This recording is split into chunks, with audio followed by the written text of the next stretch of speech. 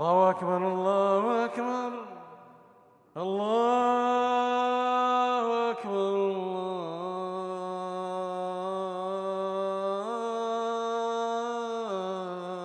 আল্লাহু আকবার।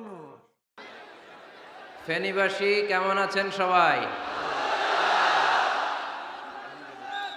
আলহামদুলিল্লাহ, আমিও ভালো আছি।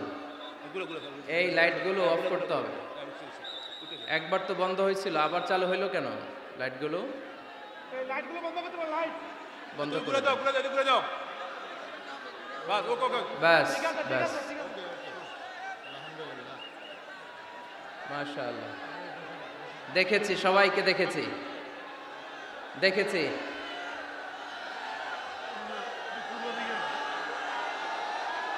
হ্যাঁ, সবাইকে মাশাআল্লাহ মাশাআল্লাহ। হ্যাঁ, দেখেছি। উহিব্বুকা ফিল্লাহ, Mizanur Rahman Azhari. We love you, Mizanur Rahman Azhari. Taralia Shanti Sangha থেকে আজহারি হুজুরকে আন্তরিক শুভেচ্ছা। আমরা আল্লাহর জন্য আপনাকে ভালোবাসি, মিজানুর রহমান আজহারি। অনেক শ্রোতারা, অনেক দিনী ভাইরা প্লে কার্ড নিয়ে দাঁড়িয়েছে, সবারগুলো দেখাও যাচ্ছে না। সবার জন্য দোয়া আর ভালোবাসা। আমরা ভালোবাসা দিয়ে বিশ্ব জয় করব, ঠিক কিনা? হেরে যাবে ওদের হিংসার ষড়যন্ত্র, জিতে যাবে আমাদের ভালোবাসা। আমাদের ভালোবাসাকে হারায় দেওয়ার মতো শক্তি পৃথিবীর কারণে, চিল্লায় বলো ঠিক কিনা?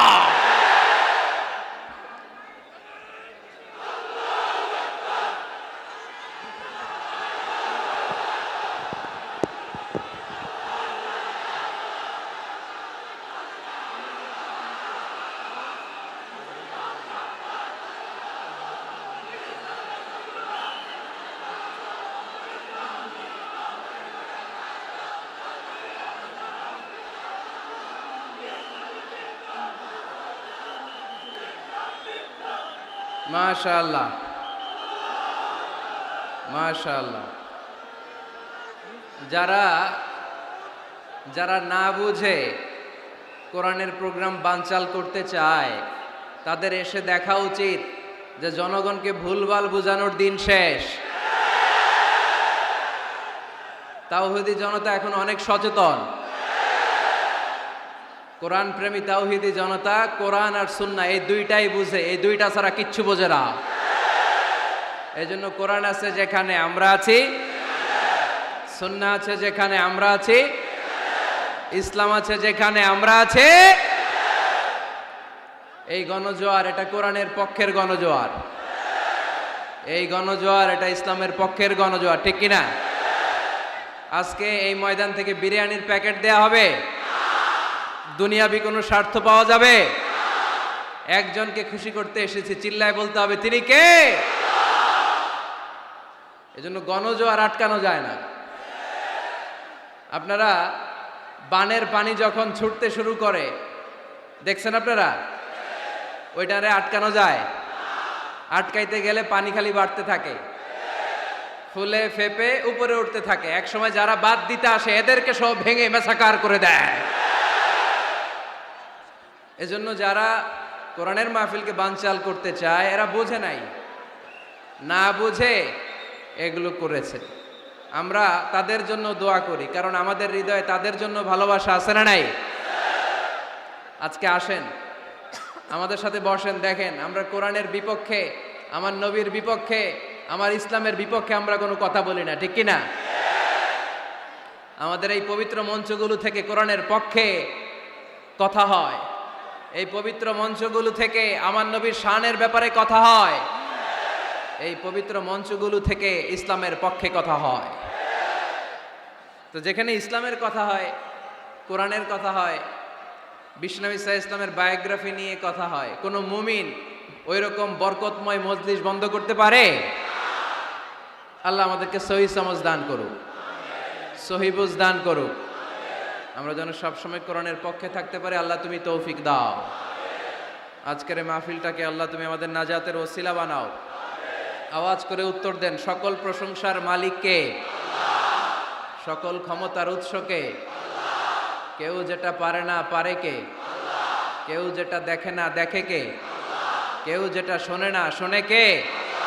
সে আল্লাহর জন্য আওয়াজ করে আমরা পড়বো আলহামদুলিল্লাহ। সবাই পড়েন, রব্বানা লাকাল হামদ হামদান কাসীরান তাইয়িবান মুবারাকান ফীহি ইয়া রাব্বি লাকাল হামদু কামা ইয়ানবাগি লিজালালি ওয়াজহিকা ওয়া আযীমি সুলতানিকা লাকাল হামদু বিল ঈমান লাকাল হামদু বিল ইসলাম লাকাল হামদু বিল কুরআন। আমরা প্রশংসা করলাম কার? সব সময় প্রশংসা করব কার?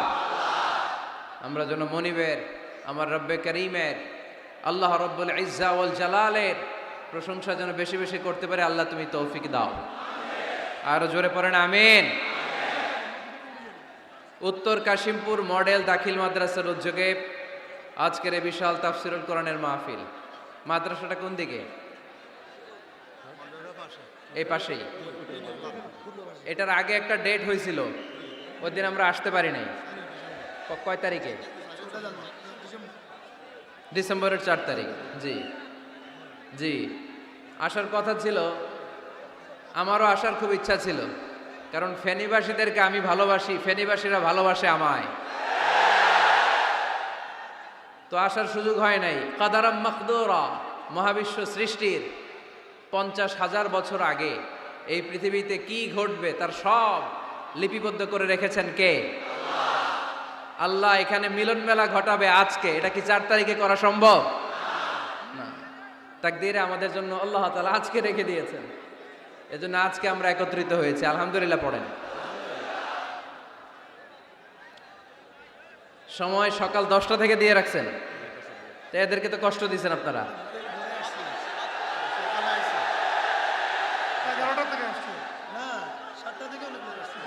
আরে কয়টায় আসছেন? কয়টায়?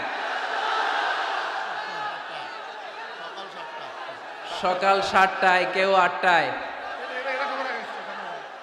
এরা একেবারে 7টার দিকে আসছে।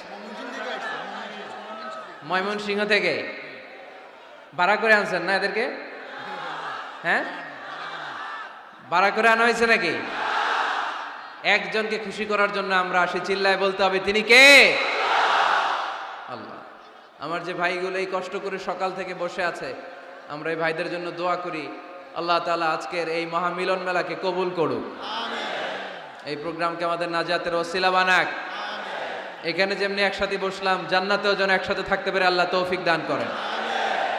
আজকের এই প্রোগ্রামের সম্মানিত প্রধান মেহমান, ফেনীর গণমানুষের জননন্দিত নেতা জনাব নিজামউদ্দিন হাজারী এমপি, মাননীয় সংসদ সদস্য ফেনী 2 আসন।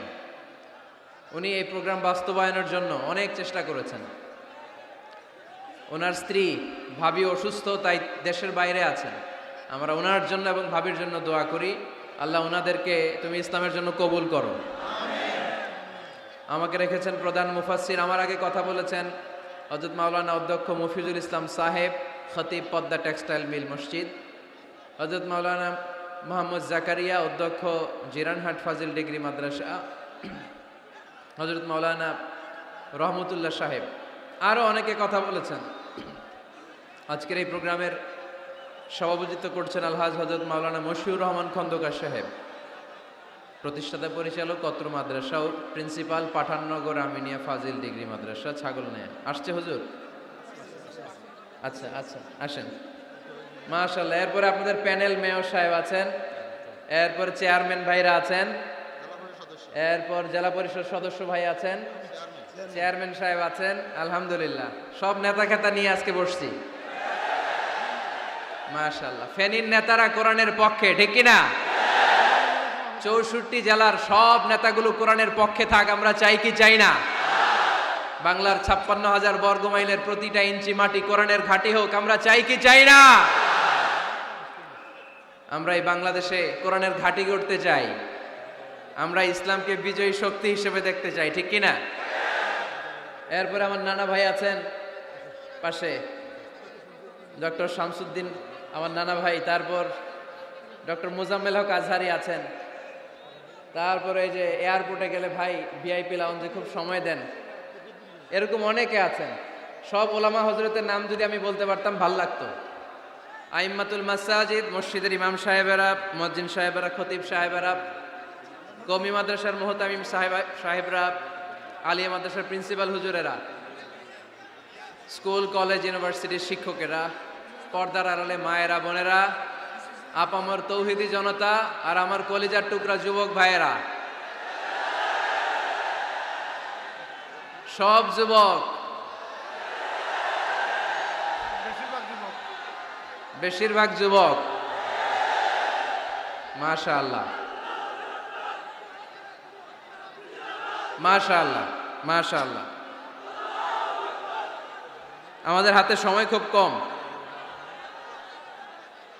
সামনে এশার আজান, এই আজানের আগ পর্যন্ত আমরা কিছু কথা শুনবো ইনশাল্লাহ। পড়েন, আওয়াজ করা যাবে না, এখন আমি আওয়াজ শুনতে পাচ্ছি, আওয়াজ করা যাবে না। দেখেছি, সবাইকে দেখেছি, মাশাআল্লাহ। হ্যাঁ দেখলাম, হ্যাঁ শুরুতেই হাত নাড়িয়ে শুভেচ্ছা জানিয়েছি, বারবার করা যাবে না, দেখলাম সবাইকে। থামতে হবে এবার। মাশাআল্লাহ, ফেনের ছেলেরা অনেক ভদ্র, এত বড় গ্যাদারিং কিন্তু অল্পতেই থেমে গেছে। অন্যান্য জায়গায় অনেক চিৎকার চেঁচামেচি করতে হয়, আলহামদুলিল্লাহ একটা আওয়াজ হবে না।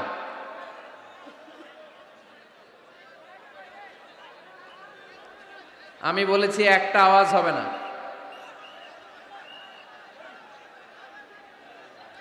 ওই যে আমি একটা আওয়াজ হবে না বলছি, ওরা দুইটা আওয়াজ করতেছে। আওয়াজ করবেন না, না, নো সাউন্ড। আজকে আমরা সূরাতুল হুজরাত থেকে কথা শুনবো। কোন সূরা থেকে? হুজরাত। সবাই বলেন হুজরাত। হুজরাত শব্দটা হুজরা শব্দের প্লুরাল, অর্থ হচ্ছে কামরা। মসজিদে ইমাম সাহেবের হুজরা আছে না নাই? ইমাম সাহেবের কামরা আছে না? আছে। তা আল্লাহ রাসূল সাল্লাল্লাহু আলাইহি সাল্লামের এরকম হুজরাখানা ছিল। এট এ টাইমে আল্লাহর হাবিব সাল্লাল্লাহু আলাইহি ইসলামের 9টা হুজরাখানা ছিল, যেখানে 9 জন বিবি বসবাস করতেন। কিছু বেদুইন লোকজন এসে কেমন করে বিশ্বনবী সাল্লাল্লাহু আলাইহি ইসলামের সাথে আচরণ করতে হবে এটা জানতো না। তাদের মধ্যে সভ্যতা ভব্যতার ছোঁয়া স্পর্শ লাগেনি। পরে আমরা নিজেরা নিজেদেরকে যেমনে ডাকি, তারাও এসে বিশ্বনবীকে এভাবে ডাকা শুরু করলো। কারণ নাম যদি হয় আব্দুল্লাহ, আব্দুল্লাহর বন্ধু তারা ডাকবে এই আব্দুল্লাহ। কারণ নাম যদি হয় করিম, তার বন্ধু তারা ডাকে এই করিম। কারো নাম যদি হয় আবু বকর, তার বন্ধু তারে ডাকে এই আবু বকর। কিন্তু বিশ্বনবী সাল্লাল্লাহু আলাইহি ইসলামকে কি এই মুহাম্মদ এইভাবে ডাকা যাবে? না, ডাকা যাবে না। যদিও তিনি মানুষ, কিন্তু অসাধারণ মানুষ। যদিও তিনি নবী, তিনি মহানবী, তিনি সব নবীদের নবী, ঠিক কি না?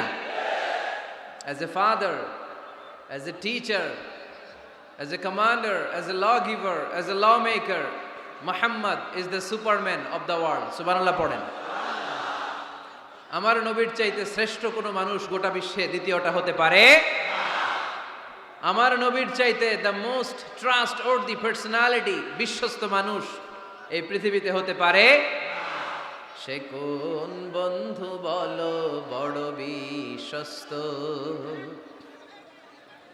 সে কোন বন্ধু বলো বেশি বিশ্বস্ত, কার কাছে মন খুলে দেয়া যায়, কার কাছে প্রাণ খুলে দেয়া যায়, হওয়া যায় অতি আশ্বস্ত, তার নাম আহমদ বড় বিশ্বস্ত। সুবহানাল্লাহ পড়েন। আল্লাহ শিখাতে চাইলেন এই বেদুইন লোকেরা সাবধান, যাকে তোমরা ডাকছো তিনি সাধারণ মানুষ নন, তাকে ইয়া মুহাম্মদ উখরুজ ইলাইনা, এ মুহাম্মদ, এই ঘর থেকে বের হয়ে আসো, এমন করে বেয়াদবের মতো ডাকা যাবে। বিশ্বনবী সাল্লাল্লাহু আলাইহি ইসলামকে ডাকতে হবে ইয়া নবী আল্লাহ, ওনাকে ডাকতে হবে ইয়া রাসূল আল্লাহ, ওনাকে ডাকতে হবে ইয়া হাবিব আল্লাহ। ঠিক কিনা? শিষ্টাচার শিক্ষা দিলেন। আল্লাহ বুঝাতে চাইলেন তোমরা যদি অপেক্ষা করতে অনেক ভালো হতো। ওয়ালাউ আন্নাহুম সাবারু হাত্তা তাখরুজা ইলাইহিম লাকানা খায়রাল লাহুম। আল্লাহর হাবিব সাল্লাল্লাহু আলাইহি ওয়াসাল্লাম দুপুরের খাবার খেয়ে গড়াগড়ি করছিলেন। আল কাইলুলা, টসিং এন্ড টার্নিং, এপাশ ওপাশ করা। শীতকালে দুপুরের খাবার খেয়ে বিছানায় শুইলে আরাম আছে না নাই? এটারে কাইলুলা বলে। আল্লাহর হাবিব সাল্লাল্লাহু আলাইহি ওয়াসাল্লাম যখন কাইলুলা করছিল, ঠিক তখন লোকগুলো ডাকতে আরম্ভ করলো ইয়া মুহাম্মদ উখরুজ ইলাইনা, এ মুহাম্মদ আসো। আল্লাহ বললেন খবর দাও, আমার নবীকে এইভাবে ডাকা যাবে না, বরঞ্চ আমার নবীকে তোমরা ডাকবে ইয়া নবী আল্লাহ, ইয়া রাসূল আল্লাহ, ইয়া হাবিব আল্লাহ বলে। সুবহানাল্লাহ পড়েন। আল্লাহর হাবিব সাল্লাল্লাহু আলাইহি ওয়াসাল্লাম যতক্ষণ না বের হয়ে আসে তোমাদের অপেক্ষা করা উচিত, সবর করা উচিত। আমরা অনেক সময় সবর করি না। ব্যাপার কি? আওয়াজ আবার বাড়তেছে কেন? এদিকে মাইকম্যান কই? মাইকম্যান এদিকে আসো তো, মাইকম্যান এদিকে আসো, আমার কাছে আসো। ভাই আওয়াজ করবেন না, এই আওয়াজ থামাতে থামাতেই এশার আজান হয়ে যাবে, আমি চলে যাব, আলোচনা শেষ, আমি চলে যাব। উপরে উঠাও, একটু উপরে, এদিকে এদিকে। আমি একটা কথা শুরু করলে এখানে চিৎকার চেঁচামেচি, আমি থামাবো, আবার শুরু করলে এটা হয় না। অল্প কয়েক মিনিট, লম্বা চড়া বক্তব্যের সুযোগও নাই। এশার আজান হবে একটু পরে, একটু উপরে উঠাও। আমি চাই পিন পতন নীরবতা। আরেকটু আরেকটু, ব্যাস। আবার তো নিচে নেমে যায়। আওয়াজ করো না, আওয়াজ করো না ভাই, আওয়াজ করো না।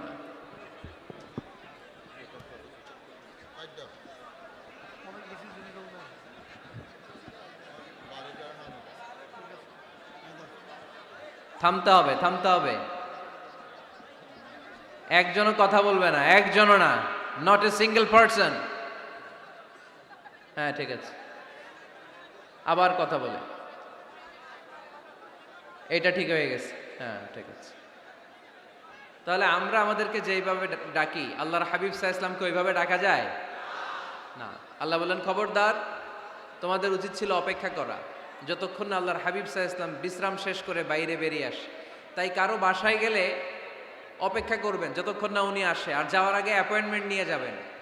আজকের প্রথম মেসেজ, কারোর সাথে দেখা করার আগে কি নিয়ে যাবেন? ফ্যানের ছেলেরা কথা বলে না, অ্যাপয়েন্টমেন্ট নিয়ে যেতে হবে। অনেকে খালি অস্থিরতা করে, চেয়ারম্যান সাহেবের বাড়িতে গেছে, সিগনেচার লাগবে, যেই অস্থির, আরে বেরোয় না কেন? চেয়ারম্যান সাহেব আসে না কেন? এতক্ষণ ধরে বসে আছে। এরকম বিরক্ত, খালি কমপ্লেইন করে, অভিযোগ করে, এরকম কিছু লোক আছে না নাই? খেয়াল রাখবেন, যারা ব্যর্থ, জীবনে ব্যর্থ, তারা সবসময় শুধু কমপ্লেইন করে, অভিযোগ। মানুষের কাছে অভিযোগ, আল্লাহর কাছে অভিযোগ, আমার এইটা নাই, ওইটা নাই, আল্লাহ আমার এইটা দাও নাই, ওইটা দাও নাই। আর সফল ব্যক্তিরা কখনো অভিযোগ করে না, খালি শুকরিয়া করে। ঠিক কিনা? Now the decision is yours, you wanna be successful or unsuccessful. আপনি সফল হতে চান না ব্যর্থ হতে চান? তাহলে সফল হলে সবসময় পড়তে হবে আলহামদুলিল্লাহ। কি পড়বেন? হুজুরের সাথে দেখা করতে গেছে, যে এই হুজুর আসে না কেন, কতক্ষণ ধরে বসে আছে। আরে হুজুরও মানুষ, হুজুরও অসুস্থ হয়, হুজুরেরও ফ্যামিলি আছে, হুজুরের ঘুমানো লাগে, হুজুর রোবট না। আমাদের যখন অ্যাপয়েন্টমেন্ট নেয় মেপে দেয়, হুজুর এই তো সহজ, আপনি এটা করে আসবেন, এরপরে হেলিকপ্টার রেডি, এরপরে ওইটাতে যাবেন, ওইখান থেকে হেলিকপ্টার রেডি। আমি রোবট, হুজুর কি রোবট? হুজুর তো মানুষ না।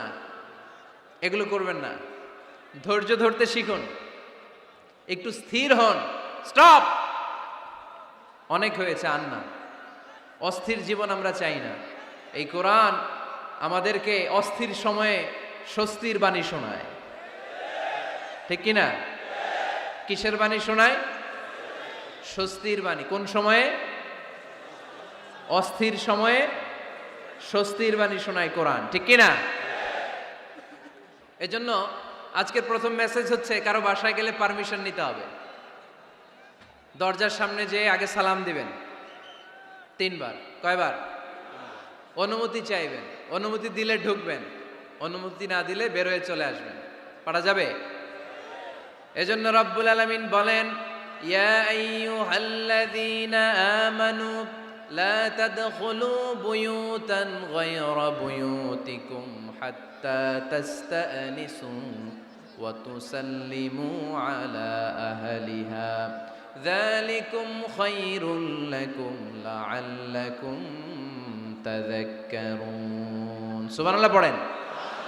আল্লাহ ডেকে বললেন, ও ঈমানদারেরা শোনো শোনো, তোমরা যখন অন্য কারো বাড়িতে যাবে, খবরদার অনুমতি না নিয়ে, সালাম না দিয়ে ঘরে ঢুকে যেও না। দরজার সামনে দাঁড়িয়ে থাকো, দরজার সামনে দাঁড়িয়ে দাঁড়িয়ে 3 বার অনুমতি চাও, তারপরে সালাম দাও। অনুমতি দিলে ঢুকবা, নচেত চলে যাবা, ঠিক কিনা? এই আইনটা কার? ফেনীবাসী কি আইনটা মনে রাখতে পারবে? কারো বাসায় যাওয়ার আগে অ্যাপয়েন্টমেন্ট নিয়ে যাব, আর যে হুট করে দরজার ভিতরে ঢুকে যাব না, অপেক্ষা করব। You have to wait. তিনি আসতে বললে এরপরে ঢুকবো, মনে থাকবে? কারো ঘরে অনুমতি না নিয়ে ঢুকা কবিরা গুনাহ। কি গুনাহ? আমরা এগুলোর ইসলাম মনে করি না, আমরা ম্যানার জানি না, আমরা সোশ্যাল নর্মস জানি না। আমরা মনে করি নামাজ, রোজা, হজ, যাকাত, জিকির এগুলাই ইসলাম, ঠিক কিনা? ধরাবাঁধা ইসলাম হিন্দু ধর্মের মতো গদবাঁধা কোনো ধর্ম নয়। আমাদের মসজিদ এটা গির্জা, প্যাগোডা, সিনাগগ আর গুরুদুয়ারার মতো যে কোনো ইবাদতগাহ নয়। আমাদের মসজিদগুলো আমাদের সামাজিক ঐক্যের কেন্দ্রবিন্দু। আমাদের ইসলাম হচ্ছে আমাদের জীবন চালানোর মেথোডোলজি। কেমন করে এই লাইফটা সুন্দর হবে, স্মুথ হবে, তার সব নির্দেশনা কোরআনের ভেতরে আছে না নাই? এজন্য বিশ্বনবী বললেন, খবরদার কারো ঘরে যাওয়ার আগে সালাম দাও, পাশাপাশি অনুমতি চাও। এক সাহাবী দাঁড়িয়ে বললেন, ইয়া রাসূলুল্লাহ, ইয়া হাবিবাল্লাহ, আমার ঘরে আমরা কেবল 2 জন থাকি, 2টা ঘর। এক ঘরে থাকে আমার আম্মা, আরেক ঘরে থাকে আমি। আফাস্তাদিনু আলা উম্মি, আমি কি আমার মায়ের ঘরে ঢোকার আগে অনুমতি নেওয়া লাগবে নাকি? নবী, হ্যাঁ, 2টা রুম আমার ঘরে, এক রুমে আমি, আরেক রুমে আমার মা। আফাস্তাদিনু আলা উম্মি, আমার মায়ের ঘরে যাওয়ার আগে অনুমতি নেওয়া লাগবে? আনা খাদিমুহা, আমি তো তার খেদমত করি, মায়ের ঘরে যাইতে অনুমতি লাগবে? বিশ্বনবী বললেন, নাআম ইস্তাযিন আলাইহা, হ্যাঁ অবশ্যই মায়ের ঘরে ঢোকার আগে অনুমতি নিয়ে ঢুকবা। সুবহানাল্লাহ পড়বেন না? সাহাবী বললেন, ইয়া রাসূলুল্লাহ, তিনি তো আমার মা, অনুমতি লাগবে কেন? বিশ্বনবী বললেন, আতুহিব্বু আন তারাহা উরিয়ানাতান, ও সাহাবী, তুমি কি তোমার মাকে উলঙ্গ দেখতে পছন্দ করো নাকি? সাহাবী বললেন, না, কশ্চিনকালেও নয়, আমি কখনো আমার মারে উলঙ্গ অবস্থায় দেখতে পছন্দ করব না। বিশ্বনবী বললেন, তাহলে অবশ্যই অনুমতি নিয়ে ঢুকবা। যদি মারে উলঙ্গ দেখতে মনে না চায় তাহলে ঢুকবা, কারণ ঘরের ভিতরে কে কখন কোন পরিস্থিতিতে থাকে তার কোনো হিসাব আছে? এজন্য সালাম দিবেন, নক করবেন, অনুমতি চাইবেন, তখন নিজেকে নিজে ভিতরে যারা আছে, মহিলা হোক পুরুষ হোক, সামলে নিবে, গুছিয়ে নিবে, তারপরে আপনাকে ঢুকার ব্যবস্থা করে দিবে, ঠিক কিনা? তাহলে মায়ের ঘরে ঢুকতে হলে যদি অনুমতি লাগে, তাহলে বোনের ঘরে ঢোকার আগে অনুমতির দরকার আছে না নাই? আমার পাশের ঘর হচ্ছে আমার ভাইয়ের ঘর, ভাইয়ের ঘরে ঢোকার আগে অনুমতির দরকার আছে না নাই? কাজিন, চাচাতো বোন, খালাতো বোন, চাচাতো ভাই, খালাতো ভাই, পাশের ঘরের ভাবি, পাশের বাড়ির মানুষ, এদের ঘরে ঢোকার আগে অনুমতির প্রয়োজন আছে না নাই? খবরদার, খবরদার, এটা কবিরা গুনাহ। This is my first message to the people of Feni tonight. আজ রাতে ফেনীবাসীদের কাছে আমার প্রথম মেসেজ হচ্ছে, কারো ঘরে যাওয়ার আগে অ্যাপয়েন্টমেন্ট নিয়ে যাব। কখন তার সাথে দেখা করব, আগে অ্যাপয়েন্টমেন্ট নিয়ে যাব, তারপরে যে দরজার বাইরে দাঁড়িয়ে পারমিশন চাইবো, মানে অনুমতি নিব, তারপরে সালাম দিব, এরপরে ঘরে ঢুকবো। পারা যাবে? ইনশাল্লাহ পড়তে পারবেন না আওয়াজ করে? আজকে আলোচনার বিষয় হচ্ছে সূরাতুল হুজুরাত। সূরার নাম কি? হুজুরাত। এটা মাদানী সূরা। কি সূরা? এটা কোরআনের 49 নম্বর সূরা। কত নম্বর সূরা? এই সূরায় মোট আয়াত আছে 18টি। কয়টি? এবার আমি প্রশ্ন করব, উত্তর দেন। এই সূরায় মোট আয়াত সংখ্যা কয়টি? 18টি। এটি কোরআনের কততম সূরা? 49তম সূরা। আর সূরাটা মাক্কি সূরা। কি সূরা? মাদানী সূরা। এই সূরাটাকে বলা হয় সামাজিক রীতিনীতির সূরা। সোশ্যাল নর্মস শেখানো হয়েছে এই সূরায়। কেমন করে সমাজের শান্তি শৃঙ্খলার ভারসাম্য অক্ষুণ্ণ থাকবে সে ব্যাপারে এই সূরাতে আল্লাহ তাআলা কিছু দিক নির্দেশনা দিয়েছেন। আমাদের সমাজের ভারসাম্য ঠিক নাই, শান্তি নাই, সুশৃঙ্খলা নাই, শুধু মারামারি, জিঘাংসা, কিলাকিলি, হিংসা, বিদ্বেষ, বিশৃঙ্খলা। এই হিংসা, বিদ্বেষ, বিশৃঙ্খলা, মারামারির বিপরীতে সমাজের সাম্য, ভ্রাতৃত্ব, ভালোবাসা, সুশৃঙ্খলা আর ভারসাম্য কিভাবে অক্ষুণ্ণ রাখা যায় সেজন্য আল্লাহ তাআলা এই সূরার ভেতরে 10টা গাইডলাইন দিয়েছেন। কয়টা? সবাই বলতে হবে, কয়টা? 10টা। প্রথম গাইডলাইন হচ্ছে আল্লাহ তাআলা বলছেন, খবরদার যারা বিশ্বাসী বলে নিজেদেরকে দাবি করো, আল্লাহ আল্লাহর রাসূলের নিয়মের বা আইনের উপর দিয়ে টপকে যেও না। আল্লাহ আল্লাহ রাসূল যেটা বলেছে এটাই ফাইনাল, ঠিক কি না? রব্বুল আলামিন বলেন, ইয়া আইয়ুহাল্লাযীনা আমানু লা তুকদ্দিমু বাইনা ইয়াদাইল্লাহি ওয়া রাসূলিহি ওয়াত্তাকুল্লাহ ইন্নাল্লাহা সামিউন আলীম। পড়েন সুবহানাল্লাহ। আল্লাহ বললেন, যারা বিশ্বাসী বলে দাবি করো, খবরদার আল্লাহর দেয়া বিধান আর আমার নবীর দেয়া বিধান, এই বিধানগুলাই ফাইনাল। এই ফাইনাল কথার পরে মুমিনের কোনো কথা থাকতে পারে? আল্লাহ যেটা বলেছে, আল্লাহ রাসূল যেটা বলেছে সেটাই ফাইনাল। আওয়াজ করে বলতে হবে, সেটা কি? এটা ফাইনাল। এরপর আর নতুন কোনো কথা নাই। যখনই বলা হবে আল্লাহ বলেছে, রাসূল বলেছে, আমরা বলবো আমান্না, সামি'না ওয়া আতা'না, আমরা শুনলাম, মানলাম, বিশ্বাস করলাম। আমাদের পক্ষ থেকে আর দ্বিতীয় কোনো কথা নাই, ঠিক কি না? এজন্য আল্লাহ বললেন, খবরদার আমি আর আমার রাসূল যেটা দিয়েছি সেটাই ফাইনাল। অতিরিক্ত বুঝতে যেও না, ওভার স্মার্ট সাজতে চেও না। আমি আল্লাহর দেয়া নবীর দেয়া বিধানের সামনে অ্যাডভান্স হতে যেও না, কারণ আমি আল্লাহ আর আমার রাসূল যেই নিয়ম দিয়েছি সেটাই ফাইনাল, সেটাতেই বরকত। কোন মুমিন বান্দাবান্দীদের কাছে যখন আল্লাহ আর আল্লাহর রাসূলের কথা বলা হয় তাদের কাছে এটাই ফাইনাল, ঠিক কি না? ওমা কানা লিমুমিনিন ওয়ালা মুমিনাতিন ইযা কাদাল্লাহু ওয়া রাসূলুহু আমরান আইয়াকুনা লাহুমুল খিয়ারাতু মিন আমরিহিম। মুমিন নরনারীর কাছে যখন বলা হবে এটা আল্লাহর কথা, আল্লাহর রাসূলের কথা, এটাই ফাইনাল। এরপরে মুমিনের আর নতুন কোনো চয়েস থাকতে পারে? আল্লাহ বলেছে 5 ওয়াক্ত সালাত জামাতের সাথে আদায় করো, এটাই ফাইনাল, ঠিক কি না? আল্লাহ বলেছেন চুরি করলে চোরের হাত কেটে দাও। বিশ্বনবী জীবদ্দশায় চোরের হাত কেটে দেখিয়ে দিয়েছেন, চুরি করলে হাত কেটে দাও, এটাই ফাইনাল, ঠিক কি না? আল্লাহ নিয়ম জারি করেছেন, ও নারীরা পর্দা করে ঘর থেকে বের হও, এর উপরে কোনো কথা নাই, জোরে বলেন ঠিক কি না? আল্লাহ আইন করে দিয়েছেন রমাদানের 29 দিন কিংবা 30 দিন রোজা রাখবা, এটাই ফাইনাল, এরপরে কোনো কথা নাই, জোরে বলেন ঠিক কি না? যারা সম্পদশালী হয়েছো বছরান্তে 2.5% যাকাত দিবা, বিধানটা কার? এটাই ফাইনাল, এরপরে কোনো কথা আছে? তার মানে আল্লাহ আল্লাহ রাসূল যেটা দিয়েছে এটাই ফাইনাল, এটাই সর্বোৎকৃষ্ট, এর চেয়ে উৎকৃষ্ট আর ভালো হতে পারে না, এটাই শ্রেষ্ঠ। এক সাহাবী বলল, আসুমুদ্দাহার, আমি সারা বছর রোজা রাখবো, রোজা ভাঙবো না। আরেক সাহাবী বলল, আ'তাজিলুন নিসা, আমি আমার বউয়ের কাছে যাব না, আজীবন বৈরাগ্য জীবন যাপন করব। আরেক সাহাবী বলল, উসল্লি লাইলা কুল্লাহ, সারা রাত তাহাজ্জুদ পড়বো, ঘুমাবো না। এই কথা শুনে বিশ্বনবী রেগে গেলেন। বিশ্বনবী বললেন, কে কে বলেছে এই কথা যে সারা বছর রোজা রাখবে, সারা রাত তাহাজ্জুদ পড়বে, স্ত্রীর কাছে যাবে না? ইন্নী আখশাকুম লিল্লাহি ওয়া আতকাকুম লাহু, নিশ্চয় আমি তোমাদের চাইতে আল্লাহকে বেশি ভয় করি। আমি বিশ্বনবী সবচেয়ে বড় মুত্তাকি, আমি বিশ্বনবী সবচেয়ে বড় বুজুর্গ, আমি বিশ্বনবী সবচেয়ে বড় আল্লাহওয়ালা। তো আমি এত বড় আল্লাহওয়ালা হয়ে আমি 11 জন স্ত্রী রেখেছি, আমি এত বড় আল্লাহওয়ালা হয়ে রাতে তাহাজ্জুদও পড়ি, আবার কিছু অংশ ঘুমাই, আমি এত বড় আল্লাহওয়ালা হয়ে বছরে কিছু সময় রোজা রাখি, মাঝে মাঝে রাখি না। তো আমি ব্যালেন্স করে জীবন ধারণের পরে আমার আল্লাহওয়ালাগিরিতে কোনো সমস্যা হয় নাই, আমার নবী হতে সমস্যা হয় নাই। তোমাদের সমস্যা হলো কেন? তোমরা কোত্থেকে এটা শিখেছো? আমি বিশ্বনবী যেটা শিখিয়েছি এটাই ফাইনাল, এর চেয়ে শ্রেষ্ঠ কোনো কাজ আর হতে পারে না। চিল্লায় বলেন ঠিক কিনা? ফজরের ফরজ নামাজ কয় রাকাত? আওয়াজ করে বলেন। বিধানটা কার?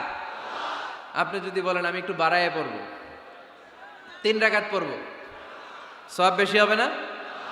কারণ আপনি অ্যাডভান্স হয়েছেন। লা তুকদ্দিমু বাইনা ইয়াদাইল্লাহি ওয়া রাসূলিহি, খবরদার আল্লাহ রাসূলের উপর অ্যাডভান্স হয়ো না। রমাদানের রোজা 30টা, আপনি যদি বলেন 35টা রাখবো, ফেনীর ভাইয়েরা রমজানের পরে আরো 5টা যদি একাধারে রাখেন, রমজান মনে করে আল্লাহ কবুল করবে? কবুল করবে? তার মানে আল্লাহ রাসূল যেটা বলেছে এটাই ফাইনাল। এর চেয়ে বেশি কিছু আর ইবাদত করা যাবে, এর চেয়ে শ্রেষ্ঠ ইবাদত হতে পারে না। বিষ্ণু ইসলাম বললেন সারা রাত তাহাজ্জুদ পড়লে এটা শ্রেষ্ঠ ইবাদত নয়, বরং রাতের কিছু অংশ ঘুমাবা, কিছু অংশ তাহাজ্জুদ পড়বা। আইয়ামুল বীজের রোজা রাখবা, সোম আর বৃহস্পতিবার রোজা রাখবা, আরাফার রোজা রাখবা, আশুরার রোজা রাখবা, শাওয়ালের 6 রোজা রাখবা। এর চেয়েও বেশি রাখতে চাইলে একদিন রোজা রাখবা, আরেকদিন রাখবা না, একদিন রাখবা, আরেকদিন রাখবা না। এর চেয়ে ভালো রোজার হতে পারে? হতে পারে না। আল্লাহর হাবিব সাল্লাল্লাহু আলাইহি ওয়াসাল্লাম বললেন সেই শ্রেষ্ঠ যে স্ত্রীদের সাথেও মেলামেশা করে আবার ইবাদতও করে। ইসলামের মধ্যে ভারসাম্য আছে না নাই? তাহলে বোঝা গেল আল্লাহর হাবিব সাল্লাল্লাহু আলাইহি ওয়াসাল্লাম আল্লাহর সবচেয়ে কাছের, তিনি সবচেয়ে বড় মুত্তাকি। ফেনীবাসী আওয়াজ করে বলেন তো, আমার নবীর চাইতে বড় মুত্তাকি হওয়া যাবে? আমার নবীর চাইতে বড় আল্লাহওয়ালা হওয়া যাবে? নামাজ কেমন করে পড়তে হয় এটা নবী শিখায় গিয়েছেন, এর চেয়ে বেশি কিছু করা যাবে? জিকির কেমন করে করতে হয় এটা বিশ্বনবী শিখিয়ে গিয়েছেন কি জান নাই? বিশ্বনবীর শিখানো পন্থার বাইরে নতুন পন্থায় জিকির করা যাবে? তাহলে আল্লাহ এবং আল্লাহ রাসূল যা শিখিয়েছে এটাই ফাইনাল। আল্লাহ রাসূলের কথার উপরে আমরা দ্বিতীয় কোনো কথা বলতে চাই না। এটা হচ্ছে 1 নাম্বার গাইডলাইন। সমাজে যদি শান্তি আনতে চান এই গাইডলাইন মানতে হবে। বিশ্বাসীদের জন্য 2 নাম্বার গাইডলাইন হচ্ছে লা তারফাউ আসওয়াতাকুম ফাওকা সাউতিন নবী। খবরদার ওহে বিশ্বাসীরা, নবীর কণ্ঠের চাইতে যেন তোমাদের কণ্ঠ উঁচু হয়ে না যায়। আপনারা কথা শুনতেছেন? মনোযোগ আছে না গেছে? বনু তামিম গোত্রের নেতা কে হবে? আল্লাহর হাবিব সাল্লাল্লাহু আলাইহি ওয়াসাল্লাম পরামর্শ করছিলেন। সাইয়েদনা আবু বকর বললেন আমার মতামত হচ্ছে এই লোকটা নেতা হলে ভালো হয়, যোগ্য লোক। ওমরে ফারুক বললেন না, উনি না। আবু বকর যেটা বলেছে ওইটা না, আমার মনে হয় এই লোকটা নেতা হলে ভালো হয়। আবু বকর বললেন না ওমর তুমি বুঝো না, আমি যারে বলছি সে ভালো। ওমরে ফারুক বলে না আবু বকর, আমি যাকে বলেছি সে ভালো। এরকম মতামত দিতে দিতে, তর্ক করতে করতে বিশ্বনবীর গলার চাইতে সাহাবীদের গলার আওয়াজ বড় হয়ে গিয়েছে। আল্লাহ এটা আরশের উপর থেকে বরদাস্ত করে নাই। আল্লাহ বলেছেন খবরদার, লা তারফাউ আসওয়াতাকুম ফাওকা সাউতিন নবী। নবীর কণ্ঠের চাইতে তোমাদের কণ্ঠ যেন উঁচু হয়ে না যায়। আমার নবীকে আমি তোমাদের বন্ধু বানিয়েছি, তোমাদের কাছে রেখেছি, তার মানে এই নয় যা মন চায় তাই নবীর সাথে আচরণ করবা, ঠিক কি না? কখনো যেন নবীর কণ্ঠের চাইতে কণ্ঠ উঁচু হয়ে না যায়। যদি নবীর গলার আওয়াজের চাইতে তোমাদের গলার আওয়াজ উঁচু হয়ে যায়, তোমাদের জীবনের সব নেক আমলগুলোকে আমি বাতিল করে দেব। আল্লাহ ধমক দিয়ে বললেন খবরদার, ইয়া আইয়ুহাল্লাযীনা আমানু লা তারফাউ আসওয়াতাকুম ফাওকা সাউতিন নবী ولا تجهروا له بالقول كجهر بعضكم لبعض أن تحبط أعمالكم وأنتم لا تشعرون পড়েন সুবহানাল্লাহ। আল্লাহ বললেন খবরদার, আমার নবীর কণ্ঠের চাইতে যেন তোমাদের কণ্ঠ উঁচু হয়ে না যায়। আমার হাবিবের কণ্ঠের চাইতে তোমাদের কণ্ঠ যদি উঁচু হয়ে যায় বেয়াদবি হয়ে যাবে, ফলে তোমাদের সব নেক আমল বাতিল করে দিবে কে? এই আয়াত নাজিল হওয়ার পরে সাহাবারা কেউ বিশ্বনবীর সামনে এসে বড় গলায় কথা বলে না, আস্তে আস্তে বলে। কেমনে বলে? ওমরে ফারুক এই আয়াত শুনে এত ভয় পেলেন, তিনি বিশ্বনবীর কাছে কোনো কথা নিয়ে আসলে ফিস ফিস করে বলতেন।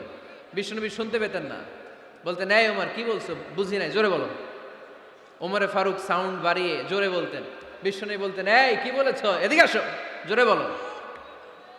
আমি শুনতে পাচ্ছি না, ওমর আরো জোরে বলো। ওমরে ফারুক আবার একটু সাউন্ড বাড়িয়ে আবার বলতে আরম্ভ করতেন। বিশ্বনবী বলতেন, আমি শুনতে পাচ্ছি না, জোরে বলো। সুবহানাল্লাহ পড়েন। ভয়ে আন তাহবাতা আমালুকুম ওয়া আনতুম লা তাশউরুন, খবরদার, নবীর কণ্ঠের চাইতে যদি কণ্ঠ উঁচু হয়ে যায় সব নেক আমল বাতিল করে দিবে কে? আপনারা যারা হজ উমরা করেছেন, হজ আর উমরা করতে পেরেছেন কারা কারা দেখি? মাশাআল্লাহ।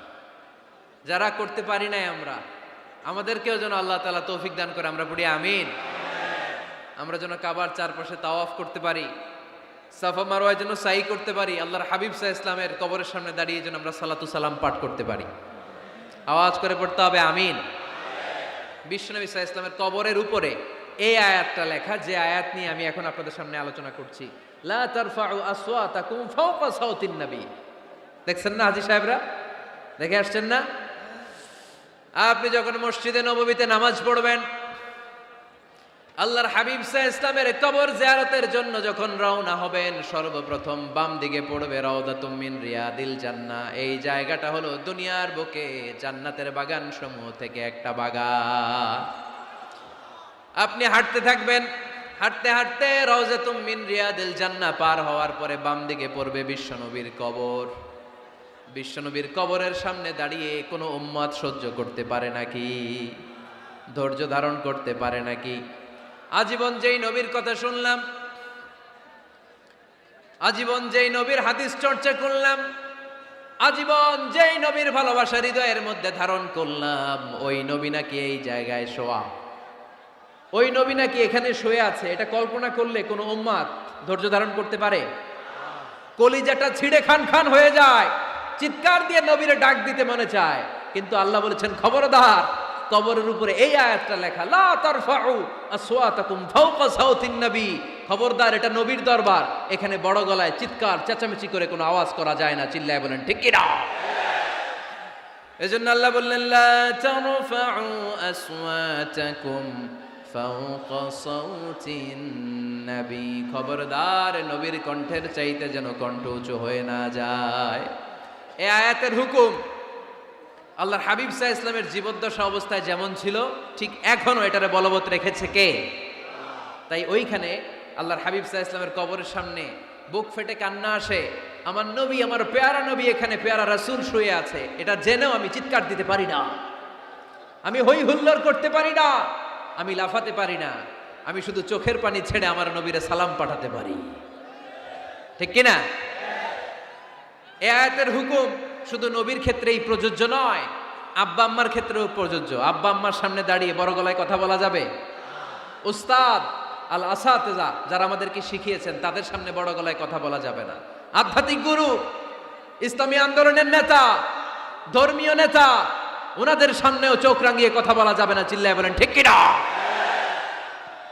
লা তারফাউ আসওয়াতাকুম ফাওকা সাওতিন নবী। আদব নাই সমাজে, আদব নাই, এজন্য এত মহা সমস্যা। তাহলে প্রথম মেসেজ হচ্ছে, আল্লাহ আল্লাহর হাবিব যা বলেছেন ওইটাই ফাইনাল, ওইটার উপরে কোনো কথা আছে? দ্বিতীয় মেসেজ হচ্ছে, নবীর দরবারে দাঁড়িয়ে বড় গলায় কথা বলা যাবে। 3 নম্বরে আল্লাহ বললেন, ইয়া আইয়ুহাল্লাযীনা আমানু ইন জাআকুম ফাসিকুম বিনাবাইন ফাতাবায়ানু। ও বিশ্বাসীরা, ও ইমানদার বান্দারা, তোমাদের সামনে যদি কোনো পাপাচারী, কোনো ফাসেক যদি কোনো খবর নিয়ে আসে, খবরটা বিশ্বাস করার আগে যাচাই করে নিও।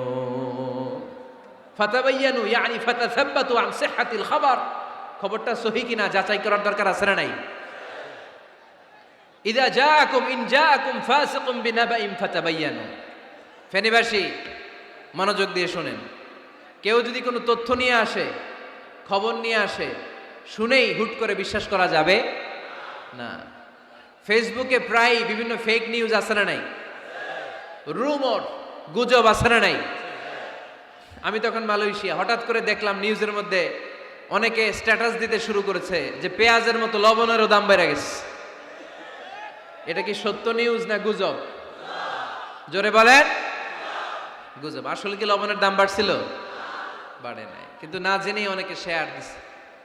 এজন্য ফেসবুকে কোনো নিউজ যদি আপনি দেখতে পান, শুনতে পান, verify, justify the news whether it's true or রং।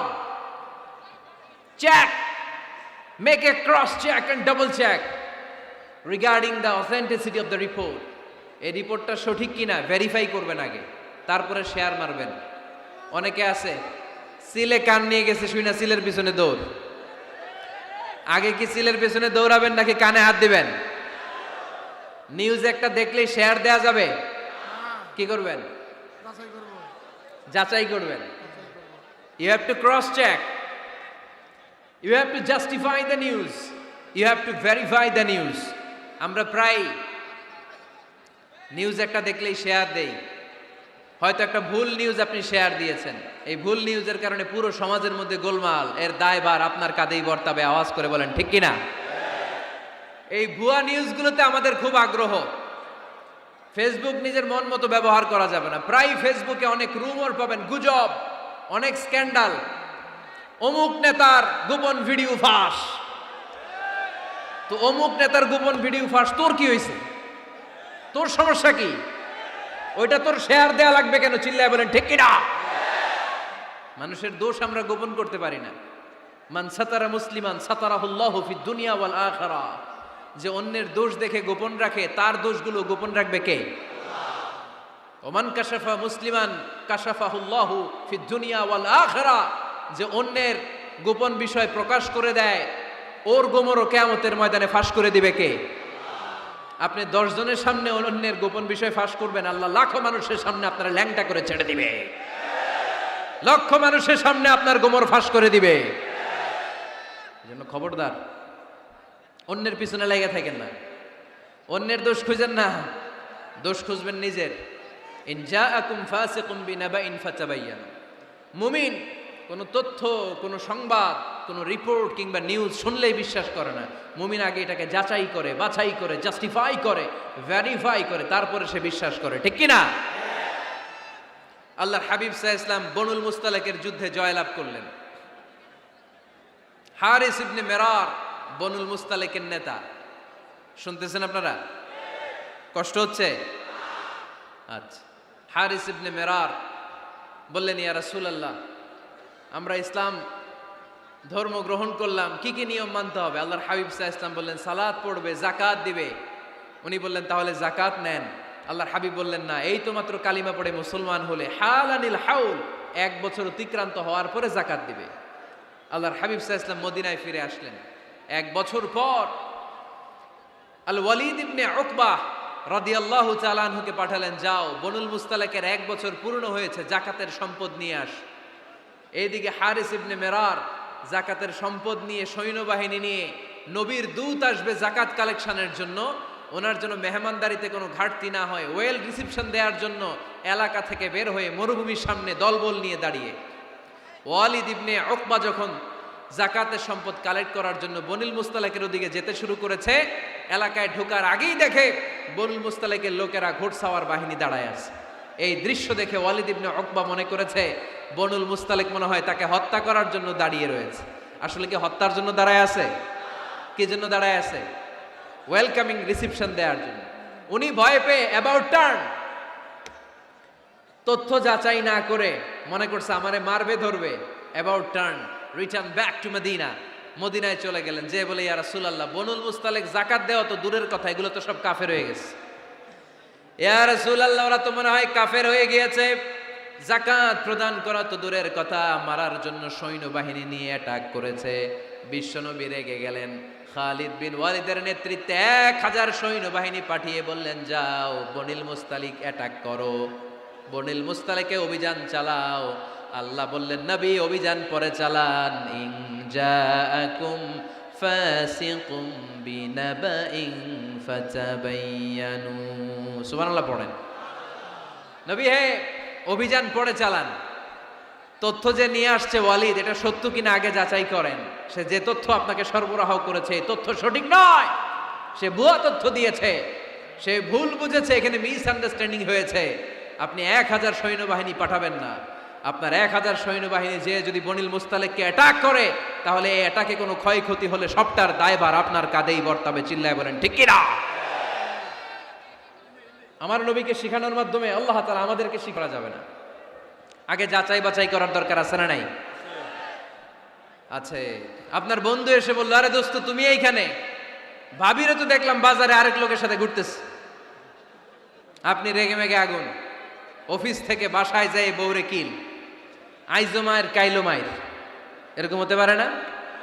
আপনার বন্ধু হয়তো আপনার ওয়াইফের মতো আরেকজন মহিলাকে দেখেছে, এটা হতে পারে কি পারে না? আপনার ওয়াইফকে জিজ্ঞেস করেন নাই, ক্রস চেক করেন নাই, না করে আপনি ঝগড়া মারামারি শুরু করে দিয়েছেন। এই ছোট্ট ঝগড়া থেকে বিচ্ছেদের দিকে, ডিভোর্সের দিকেও যেতে পারে, এরকম আছে না নাই? এরকম অনেক ভুরি ভুরি কেস আমাদের কাছে আছে। নিউজ যাচাই না করে, গুজব আর রুমর যাচাই না করে সিদ্ধান্ত নিয়েছে, পরে মাথার মধ্যে চাপড়ায়, নিজের কপালে নিজে চাপড়ায়, এরকম আছে না নাই? তাহলে আল্লাহ তাআলার দেয়া 3 নাম্বার গাইডলাইন হচ্ছে, কোনো তথ্য শুনেই বিশ্বাস করা যাবে না, আগে যাচাই করতে হবে। আওয়াজ করে বলেন, আগে কি করতে হবে?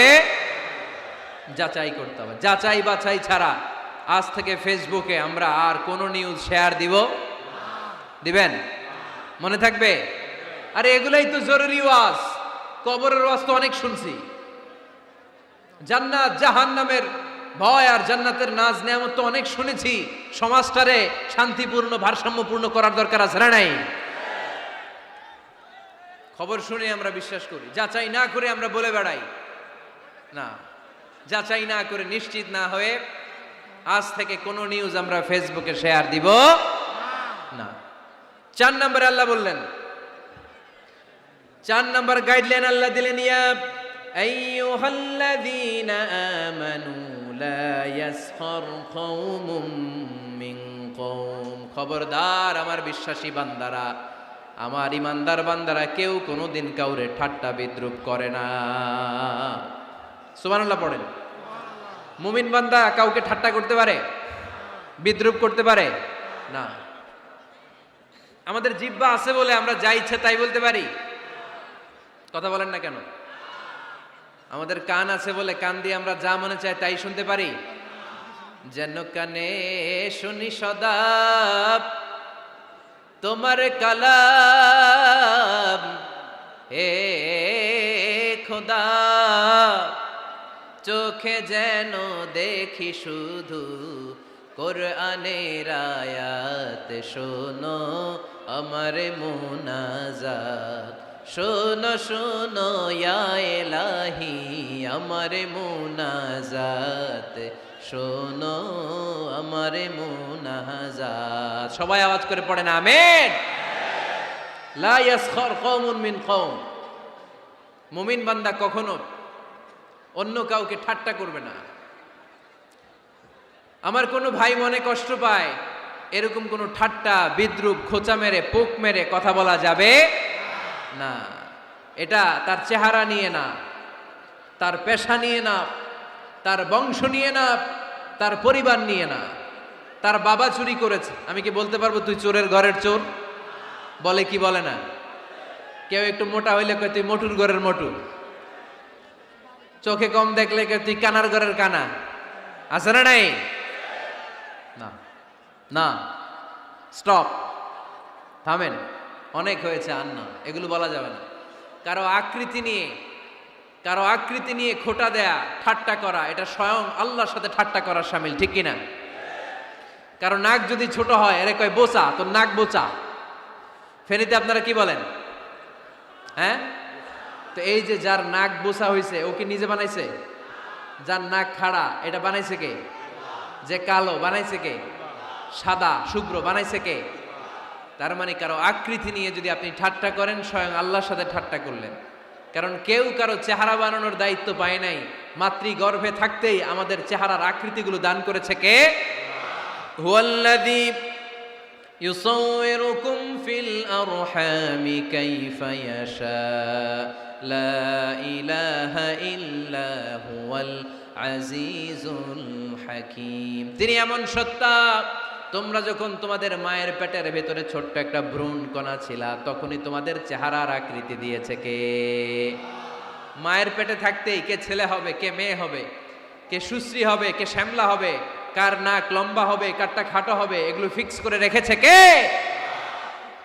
এজন্য কখনো কারো চেহারা, কারো আকৃতি নিয়ে ঠাট্টা বিদ্রুপ করা যাবে না।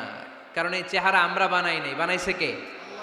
প্রত্যেককে যদি আল্লাহ তাআলা প্রত্যেকের নিজের চেহারা ডিজাইন দেওয়ার সুযোগ দিত, তাহলে আমরা আমাদের চেহারা কি এরকম বানাইতাম? কি করতাম? আপনাকে যদি আপনার চেহারা তৈরি করার ডিজাইন আল্লাহ দিত, যে তুমি যেমন মনে চাই নিজের চেহারাটার ডিজাইন দাও, কেমন বানাতেন নিজেকে? কথা বলেন, কয়েকজন বলেন না? হ্যাঁ, সবচাইতে সুন্দর, সবচাইতে সুন্দর করে আমি আমার অবয়বটাকে তৈরি করতাম। কোন নারীকে যদি তার চেহারার ডিজাইন তৈরি করার সুযোগ আল্লাহ দিতেন, সে নারী তাকে বিশ্ব সুন্দরী করে তৈরি করত। ঠিক কিনা? এটা আল্লাহ আমাদেরকে দেয় নাই, এটা আল্লাহ তাআলা নিজ হাতে রেখেছে, নিজে করেছে। তাই কারো আকৃতি নিয়ে ব্যঙ্গ করলে স্বয়ং আল্লাহর সাথে ব্যঙ্গ করার শামিল। চিল্লায় বলেন ঠিক কিনা? সাইয়েদনা ইবনে মাসউদ রাদিয়াল্লাহু তাআলা আনহুর পায়ের নলা ছিল চিকন। হাদিসে এসেছে দাকিকুস সাকাইন, ওনার পা দুইটা ছিল চিকন। খেজুর পাড়ার জন্য ইবনে মাসউদ রাদিয়াল্লাহু তাআলা আনহু যখন খেজুর গাছে উঠলেন, সাহাবারা সাইয়েদনা ইবনে মাসউদের পা দেখে হাসাহাসি শুরু করে দিল। বিশ্বনবী বললেন, খবরদার খবরদার, ইবনে মাসউদের চিকন পা দেখে তোমরা হেসো না। ইবনে মাসউদের চিকন পা দেখে তোমরা হাসো। কিয়ামতের ময়দানে ইবনে মাসউদের এই চিকন পা গুলো যদি মিজানের পাল্লায় রেখে দেওয়া হয়, এই পা দুইটার ওজন উহুদ পাহাড়ের চেয়ে ওজনওয়ালা হয়ে যাবে। এজন্য খবরদার, জিহ্বা আছে বলে যে কোনো কমেন্ট করবেন না। এই আবার কি হইছে দেখি, আওয়াজ কেন? হ্যাঁ, আর কি দেখবেন? এখনই তো বিদায় নেব আমি, চুপ করেন না, এবার থামেন। জিহ্বা আছে বলেই, জিহ্বা আছে বলেই যে কোনো ধরনের মন্তব্য করা যাবে না। আল্লাহর হাবিব সাল্লাল্লাহু আলাইহি ওয়াসাল্লাম বলেছেন, মাইয়াদমান লি মা বাইনা লিহিয়াইহি ওয়া মা বাইনা রিজলাইহি আদমান লাহুল জান্নাহ। ও আমার উম্মতেরা, তোমাদের মধ্য থেকে কেউ যদি আমাকে দুইটা অঙ্গের গ্যারান্টি দেয়, কয়টা অঙ্গের? সবাই বলতে হবে কয়টা? আমার কোন উম্মত যদি আমাকে দুইটা অঙ্গের গ্যারান্টি দেয় যে তারা এই দুই অঙ্গের পাপ করবে না, আমি তাদেরকে জান্নাতের গ্যারান্টি দেই। এক নম্বরে মা বাইনা লিহিয়াইহি, দুই চোয়ালের মাঝখানে যা থাকে মানে জিহ্বা।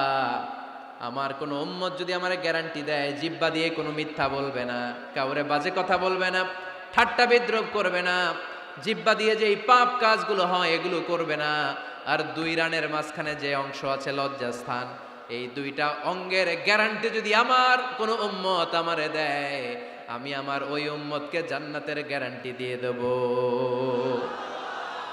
খবরদার ফেনীবাসী, খবরদার। মন চাইলেই যা মনে চাই মুখ দিয়ে বলা যাবে। আমার রাসূল সাল্লাল্লাহু আলাইহি ইসলামের 11 জন স্ত্রী, এর মধ্যে একজন স্ত্রী ছিলেন একটু স্থূল আকৃতির, মানে মোটা। কি ছিলেন জানেন? ওই স্ত্রীর নাম কি? সফিয়া। কি নাম? সফিয়া বিনতে হুয়াই ইবনে আখতাব। উনি আল্লাহর হাবিব সাল্লাল্লাহু আলাইহি ইসলামের সব স্ত্রীদের মধ্য থেকে একটু স্থূলকার ছিলেন, একটু ফেটি ছিলেন, মোটা ছিলেন।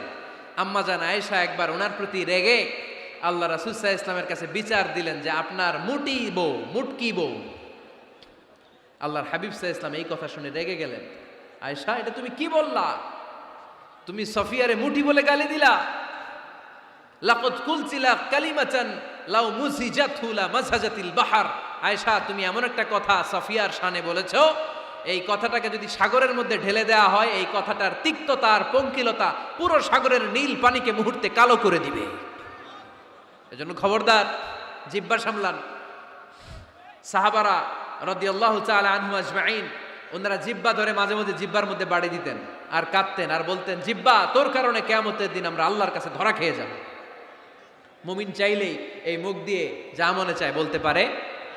তাহলে 4 নাম্বার গাইডলাইন হচ্ছে লা ইয়াসখার কওমুন মিন কওম, কোন বিশ্বাসী বান্দা কখনো অন্য বিশ্বাসী বান্দাকে ঠাট্টা বিদ্রুপ করতে পারবে। 5 নম্বরে আল্লাহ বললেন, ওয়ালা তালমিজু আনফুসাকুম, খবরদার অন্যের দোষ খুঁজবা না। ও আমার বিশ্বাসী বান্দারা, নিজের দোষ খোঁজো, অন্যের দোষ খোঁজো না। দেখেন, সমাজটারে শান্তিপূর্ণ বানানোর জন্য আল্লাহর পক্ষ থেকে কি সুন্দর মোরাল এন্ড এথিক্যাল ইনস্ট্রাকশনস কি চমৎকার গাইডলাইন। অন্যকে ঠাট্টা করো না, ওয়ালা তালমিজু আনফুসাকুম, নেভার ডিফেম ইচ আদার, একে অপরের দোষ খোঁজো না, নিজের দোষ খোঁজো। কার দোষ খুঁজবেন? আরো জোরে বলতে হবে, কার দোষ খুঁজবেন? অন্যের দোষ খোঁজা যাবে? কিছু লোক আছে দেখবেন সারা দিন চায়ের দোকানে বসে এই বাড়িতে এই সমস্যা, ওই বাড়িতে এই সমস্যা, ওই বাড়িতে এই সমস্যা, তোর বাড়িতে কি সমস্যা? কিছু লোক আছে এই হুজুরের এইটা খারাপ, এই হুজুরের ওইটা ভালো না, এইটা খারাপ, এইটা সমস্যা, এটা সমস্যা, তোর কি সমস্যা? তোর সমস্যা তুই খুঁজে বের কর, নিজের সমস্যা খুঁজে বের কর। যে নিজে নিজের সমালোচনা করতে পারে সেই সর্বাপেক্ষা বুদ্ধিমান। এজন্য খবরদার আমার কলিজার টুকরা যুবক ভাইয়েরা, কখনো কাউকে ব্যঙ্গ করে, বিদ্রুপ করে, ছোট করে কোনো মন্তব্য করা যাবে না। কখনো অন্যের দোষ খোঁজা যাবে না। দোষ আমরা খুঁজবো, নিজের দোষ, ঠিক কিনা? দোষ আমরা খুঁজবো, কার দোষ? চিল্লায় বলতে হবে, কার দোষ? নিজের দোষ খুঁজতে হবে। যারা নিচু মনের মানুষ, এরা মানুষের দোষ নিয়ে কথা বলে। Small people talk about people, average people talk about things and stories, and great people talk about ideas. যারা নিচু মনের মানুষ, এরা মানুষের দোষ নিয়ে কথা বলে। যারা মাঝারি ধরনের মানুষ, এরা এলাকার ঘটনা বিভিন্ন বিষয় নিয়ে কথা বলে। আর যারা বড় মনের মানুষ, এরা আইডিয়া নিয়ে কথা বলে। তারা তাদের আইডিয়াকে কাজে লাগিয়ে সমাজটারে পাল্টে দিতে চায়। যুগ জামানা পাল্টে দিতে চাই না অনেকজন, এক মানুষই আনতে পারে জাতির জাগরণ।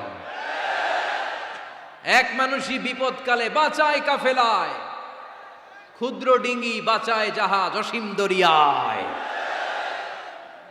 এজন্য নিজেকে শুধরাতে হবে। ওয়ালা তালমিজু আনফুসাকুম, অন্যের দোষ খোঁজো না, নিজের দোষ খোঁজো। তাহলে ফেনীবাসীরা, এই হোক আমাদের স্লোগান, আমরা নিজেদের দোষ খুঁজবো বেশি, অন্য কারো দোষ কখনো খুঁজবো। আপনি নিজে ঠিক হয়ে যান, দুনিয়া এমনি ঠিক হয়ে যাবে। নিজে ঠিক তো দুনিয়া ঠিক। নিজেকে শুধরান। অন্যের দোষ দেখে তো আমার লাভ নাই, ও কি করছে এটা ও জবাব দিবে। আমি কি করেছি আল্লাহর সুপ্রিম কোর্টের কাঠগড়ায় সেদিন আমাকে জবাব দিতে হবে। চিল্লায় বলো ঠিক কিনা? এজন্যে অন্যের দোষ যেন আমরা না খুঁজি, নিজেকে যেন পরিবর্তন করি। পরিবর্তন করতে রাজি আছি তো সবাই? পরিবর্তনের অগ্রনায়ক হতে রাজি আছি তো সবাই? সিদ্ধান্ত নিতে হবে, শক্ত সিদ্ধান্ত। দাঁড়াতে হবে, সৈনিকের মতো দাঁড়াতে হবে, ঠিক কিনা? আধারে ভয় পেও না, আলো আছে আড়ালে, অন্ধকার পালিয়ে যাবে তুমি উঠে দাঁড়ালে। নিজেকে দাঁড়াতে হবে, নিজের সাথে নিজের শক্ত বোঝাপড়া করতে হবে। অন্যের দোষ খোঁজার সময় আমাদের নাই। চিল্লায় বলো ঠিক কিনা? দোষ খোঁজা যাবে না, নিজের দোষ নিজের আমরা খুঁজবো। বসেন বসেন। কি ঢুকছে এখানে? হ্যাঁ, কারেন্টে শক করছে। সাপ, সাপ আওয়াজ শুনতে আসে।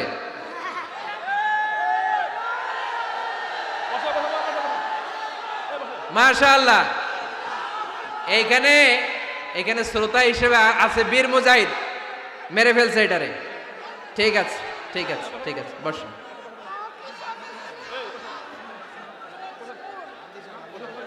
এখনো কথা বাকি, বসেন। একটা আওয়াজ হবে না, একটা আওয়াজ হবে না। আবার আওয়াজ হয় এখানে। তাহলে ফেনীর ভাইয়েরা, অন্যের দোষ খুঁজবো না, নিজের দোষ খোঁজা যাবে? যাবে যাবে? ক্লান্ত হয়ে গেছেন? কষ্ট হচ্ছে? তারপরে 7 নম্বরে আল্লাহ বললেন, ওয়ালা তানাবাজু বিল আলকাব, ওয়ালা তানাবাজু বিল আলকাব। এই ছেলেরা, আমি এখনই উঠে যাব, বিদায় নিচ্ছি, বসো। বসেন ভাই, বসেন। এগুলো অনেক জরুরি কথা, মনোযোগ দিয়ে শুনেন। ওয়ালা তানাবাজু বিল আলকাব, মানুষকে মন্দ নামে ডেকো না। অনেকের নাম চেঞ্জ করে ডাকি, আছে না নাই? না, আমার কলিজার টুকরা ফেনীর ভাইয়েরা, আজ থেকে কখনো কারণ নাম চেঞ্জ করে আমরা ডাকবো না। যে নামে তাকে ডাকলে সে খুশি, আমরা ওই নামে ডাকবো, পারবো তো? কারণ প্রত্যেকের নামটা প্রত্যেকের কাছে বড্ড দামি, প্রত্যেকের নামটা প্রত্যেকের কাছে বড্ড প্রিয়। আপনার নাম কি? লিটন ভাই, মাহবুল হক লিটন ভাই। আপনার কাছে মনে হইতে পারে আরে লিটন একটা নাম হইলো, তো কত আছে আমাদের এলাকায়। না, এলাকায় অনেক আছে ঠিক, কিন্তু লিটন ভাইয়ের কাছে লিটন নামটা খুব আদরের, যত্নের, ঠিক কিনা? আমার নাম কি? আমার নাম মিজান। আরে মিজান একটা নাম হইলো নাকি? কত নাম আছে মিজান, এলাকার সিপাই পৈরাস। এটা ঠিক, অনেক নাম আছে মিজান নামে, কিন্তু যেহেতু এটা আমার নাম, আমার কাছে এই নামটা বড় দরদের, বড় যত্নের, বড় আদরের। কারণ এই নামটা আমার পরিচয় বহন করে। ভাইয়ের নাম কি? স্বপন। স্বপন ভাই এলাকায় অনেক আছে না? তো সিম্পল একটা নাম, কিন্তু না, স্বপন মিয়াজি ভাইয়ের কাছে এটা সিম্পল না, এই নামটা ওনার কাছে বড় যত্নের। মানুষ তার নাম খুব পছন্দ করে নিজের নামের, কারণ দেখবেন কাগজ আর কলম পাইলে সবাই নিজের নাম লেখে, খালি নিজের নামের সিগনেচার দেয়, আছে না নাই? এরপরে দেখবেন যে কক্সবাজারে গেলে সাগরের তীরে বালু পাইলেই বালুর মধ্যে নিজের নাম লেখে, আবার ওই নামের পাশ দিয়ে লাভও আঁকে, আছে না নাই? আমি অনেক দেখেছি, সাগর পারে গেলেই মানুষের মন উথাল পাতাল করে, তো সাগরের বালিতে নিজের নামটা বড় করে লেখে চারদিক দিয়ে লাভ, মানে এই নামটারে আমি লাভ করি। এটা প্রমাণ করে প্রত্যেকে নিজের নামটারে বড্ড বেশি ভালোবাসে, ঠিক কিনা? এজন্য ফেনীর সোনার টুকরারা, খবরদার বন্ধুরা, নিজেরা যেন একে অপরকে এমন নামে না ডাকি যে নাম শুনলে সে কষ্ট পায়। আজ থেকে কোনো বাজে নামে কাউরে ডাকা যাবে? আব্বা আম্মা আদর করে কত সুন্দর নাম রেখেছে, আবু বাকার, ওরে সবাই ডাকে বকইরা, কপাল পোড়া। আব্বা আম্মা নাম রেখেছে আবু ওয়াক্কাস, ওরে ডাকে আক্কাইচা। কত সুন্দর নাম, আমার আল্লাহর নামের সাথে মিলিয়ে আব্দুল কুদ্দুস নাম রেখেছে, ওরে ডাকে কুদ্দুচ্চা, আছে না নাই? কবিরা গুনাহ করেছেন আপনি, কবিরা গুনাহ। It's not a simple deal, এটা সাধারণ কোনো ব্যাপার না, এগুলো সবগুলা কবিরা গুনাহ।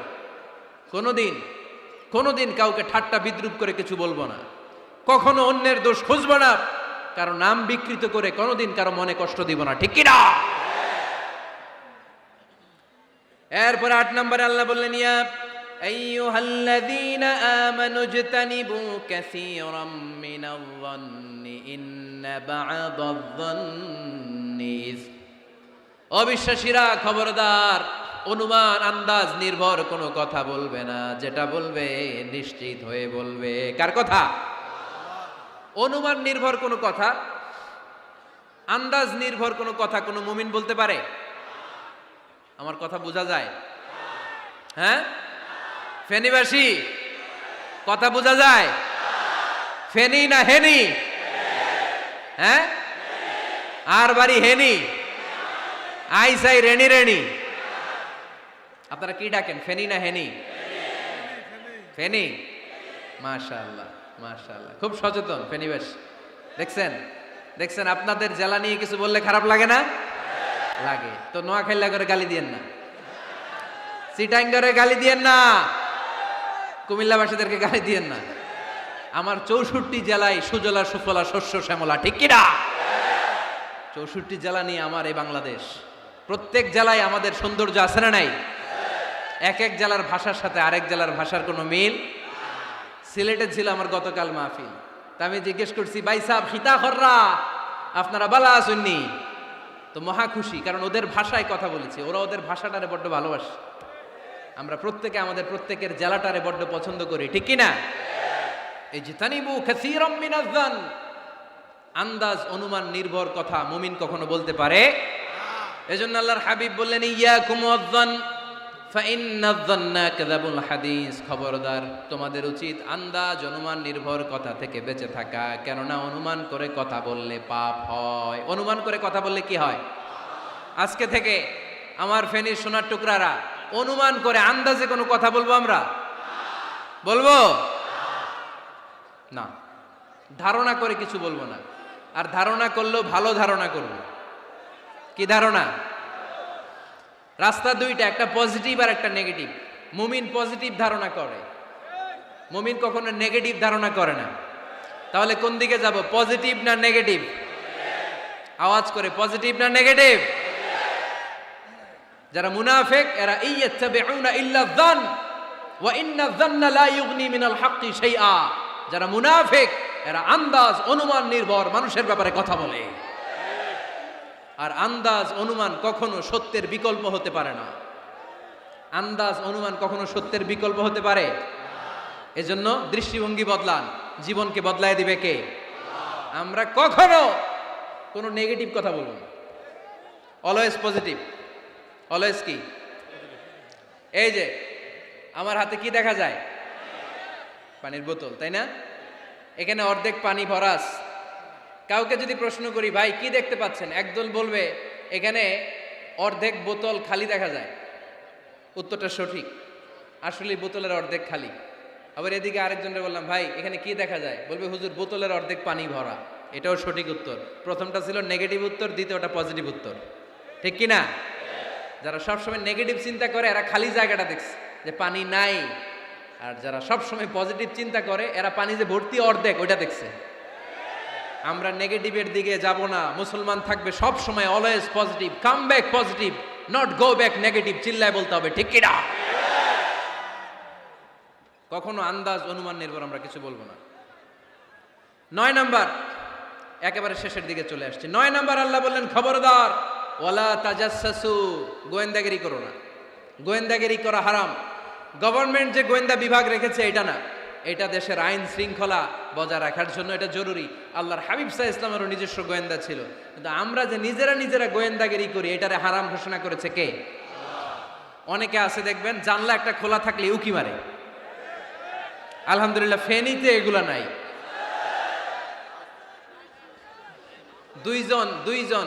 দুইজন ওদিকে কি যেন বলতেছে, উনি আড়ি পেতে কথা শুনে। আছে না নাই? ছিদ্র একটা থাকলে উকি মারে। আছে না নাই? খবরদার, ওয়ালা তাজাসসু, গোয়েন্দাগিরি করো না। কখনো কোনোদিন কারো পারমিশন ছাড়া মোবাইলের গ্যালারি চেক করবেন না। কখনো কারো পারমিশন ছাড়া তার ফেসবুকের মেসেঞ্জারে কে কার সাথে চ্যাটিং করেছে এটা করা যাবে না। কখনো কারো পারমিশন ছাড়া তার মেইলের ইনবক্স খুলে দেখা যাবে না। কখনো কারো পারমিশন ছাড়া কারো ব্যক্তিগত চিঠি পড়া যাবে না। দিস ইজ ইসলাম, এটাই ইসলাম। আমরা ইসলামরে শুধু নামাজ আর রোজা আর জিকির আর এই দাড়ির মধ্যে সীমাবদ্ধ করেছি। প্রত্যেকের একটা প্রাইভেসি আছে না নাই? Everyone has privacy and no one should interfere in his privacy or in her privacy. প্রত্যেকের একটা প্রাইভেসি আছে না নাই? মানুষ ছোট হলেও তার একটা সম্মান আছে না নাই? এজন্য ছোট্ট বাচ্চাদেরকে কখনো প্যান্ট খুলতে বলবেন না। অনেকে বলে, আরে ছোট মানুষ, খোল খোল, আরে তুই খোল, এই খোল খোল খোল তো। আছে না নাই? ওরও প্রেস্টিজ আছে, ওরও সম্মান আছে। খবরদার, everyone has a personal space and no one should interfere someone's personal space. কারো পার্সোনাল স্পেসে যেন আমরা নাক না গলাই। অনেকের বদ স্বভাব ফ্যামিলি ম্যাটার নিয়ে, প্রাইভেট ম্যাটার নিয়ে কথা বলে। ভাই কি চাকরি করেন? সরকারি না বেসরকারি? সরকারি। বেতন কত? উনার বেতন কত? এটা দিয়ে আপনার কি লাভ? ঠিক কি না? মানুষ একটা দেখলে, ভাই বয়স কত, ভাই বেতন কত? ফার্স্ট ইমপ্রেশনে, ফার্স্ট যখন আপনি কারোর সাথে দেখা করবেন, বেতন কত, বয়স কত, এগুলো জিজ্ঞেস করা যাবে? কেউ যখন কারো ঘনিষ্ঠ হয়, বন্ধুতে রূপান্তরিত হয়, তখন এই কথাগুলো। কিন্তু শুরুতেই প্রাইভেট ম্যাটার নিয়ে, পার্সোনাল ম্যাটার নিয়ে খোঁচাখুচি করা যাবে। ওয়ালা তাজাসসু, গোয়েন্দাগিরি করো না। গোয়েন্দাগিরি করাকে হারাম ঘোষণা করেছে কে? শেষ কথা বলি, 10 নম্বরে আল্লাহ বললেন, 10 নম্বরে রব্বুল আলামিন বললেন, ওয়ালা ইয়াগতাব বা'দুকুম বা'দা আইয়ুহিব্বু আহাদুকুম আইয়াকুলা লাহমা আখিহি মাইতান ফাকারিহতুম। খবরদার, কেউ কারো গীবত করো না। কি করো না? গীবত করো না। এই উঠতেছে কে? বসেন, এখনই কথা শেষ হবে, একসাথে উঠবে। বসেন, আমার দিকে তাকান, আওয়াজ বন্ধ করুন। একে অপরের গীবত করো না। ব্যাকবাইটিং, চুগলখড়ি, আলহামদুলিল্লাহ ফেনীতে এগুলা নাই। আহা, চায়ের দোকানে বসে এর কথা ওর কানে, ওর কথা ওর কানে বইলা সমাজে একটা গিরিঙ্গি লাগায়, আছে না নাই? আল্লাহর হাবিব বললেন, আতাদরুনা মাল গীবা, গীবত কারে বলে জানো নাকি?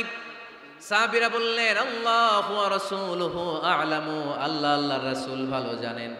বিশ্বনবী বললেন, যিকরুকা আখাকা বিমা ইয়াকরাহু, তোমার কোনো ভাইয়ের অনুপস্থিতিতে তার ব্যাপারে এমন কোনো কথা বলা যেই কথা শুনলে সে মনে কষ্ট পাবে। গীবত কারে বলে বুঝছেন? আপনার ভাইয়ের অনুপস্থিতিতে আপনার ভাইয়ের ব্যাপারে এমন কোনো কথা বললেন যেটা শুনলে সে মনে কষ্ট পাবে। এক সাহাবী বললেন, আফারাইতা ইন কানা ফি আখি মা আকুল, নবী আমি আমার ভাইয়ের ব্যাপারে যেটা বলছি এটা যদি সত্যিই হয়, তার মধ্যে যদি আসলেই এই সমস্যা থাকে, তাইলে? আল্লাহর হাবিব বললেন, আরে তাইলেই তো গীবত। আর যদি তোমার ভাইয়ের মধ্যে এই দোষ না থাকে, বানায় বলো, তাহলে এটা গীবত না, গীবতের চেয়ে ভয়ঙ্কর। ফাকাদ বাহাত্তাহু, এটার নাম বহতান আর মিথ্যা অপবাদ। চিল্লায় বলেন ঠিক কিনা? কোন মুমিন গীবত করতে পারে? গীবত করার মৃত ভাইয়ের পচা গোশত খাওয়ার সমান। কোন মুমিন কখনো গীবত করতে পারে? এখন হালাল পন্থায় গীবত চলে আমাদের দেশে। কিভাবে জানেন? কথা শুরু করে এইভাবে, কথা বললে তো গীবত হয়ে যায়, বললে তো গীবত হয়ে যায়, তারপরেও বলি একটু, আছে না নাই? হালাল পন্থায় গীবত কি কমু ভাইজান, বললে তো গীবত হয়ে যায়। হালাল করতেছে এটা, হালাল হালাল হালাল না, বললে যদি গীবত হয়ে যায় তো বলবেন কেন? থামেন। কোন মুমিন কখনো গীবত করতে পারে? মেরাজের রাতে আল্লাহর হাবিব সাল্লাল্লাহু আলাইহি ওয়াসাল্লাম দেখলেন কিছু লোক, লাহুম আযফারুম মিন নুহাস, তামার আগুন দিয়ে নখ বানানো, নখর ধারালো, ইয়াখদাশুনা বিহি উজুহাহুম ওয়া সুদুরাহুম, তারা তাদের নখ দিয়ে জাহান্নামে নিজের গালের গোশতগুলো, বুকের গোশতগুলো ছিঁড়ে ছিঁড়ে খাচ্ছে, আর তাদের ব্যথা যন্ত্রণা দেখে পুরো জাহান্নামের অন্য লোকরা থারথার করে কাঁপছে। আল্লাহর হাবিব বললেন, ইয়া জিবরিল মান হুম মান হাউলা, এরা কারা? সাইয়েদনা জিবরিল বললেন, হুম আহলুল গীবাতি মিন উম্মাতিক, এরা আপনার উম্মতের মধ্যে চায়ের দোকানে বসে বসে যারা গীবত করেছিল তারা। এজন্য কোন মুমিন গীবত করতে পারবে না। অন্যের গীবত আমরা করব না, দোষ খুঁজলে নিজের দোষ খুঁজবো। এই 10টা গাইডলাইন এই ফেনী জেলায় যদি কালকে থেকে ইমপ্লিমেন্ট হয়, আপনাদের কি মনে হয় ফেনীর কোনো এলাকাতে, কোনো থানাতে মারামারি, বিশৃঙ্খলা এগুলো থাকবে? থাকবে? সব শেষে আল্লাহ তাআলা আমাদেরকে ঐক্যবদ্ধ হওয়ার কথা বললেন। আল্লাহ 5 বার বিশ্বাসীদেরকে ডাক দিলেন, 6ষ্ঠবারে আল্লাহ দুনিয়ার সবাইরে ডাক দিলেন, আস্তিক নাস্তিক হিন্দু বৌদ্ধ এদেরকে ডেকে আল্লাহ শেষ করলেন। শেষ কথা শুনতে মনে চায়? এতক্ষণ আল্লাহ বলছে ইয়া আইয়ুহাল্লাযীনা আমানু, এর মানে কি? ওহে ঈমানদারগণ। এবার আল্লাহ ডাক দিছে ইয়া আইয়ুহান নাস, এবার আল্লাহ কি বলে ডাক দিছে? আওয়াজ করে বলতে হবে, কি বলে? এবার আল্লাহ বললেন, ইয়া আইয়ুহান নাস ইন্না খালাকনাকুম মিন যাকারিন ওয়া উনসা وجعلناكم شعوبا وقبائل لتعارفوا إن أكرمكم عند الله أتقاكم পড়েন সুবহানাল্লাহ।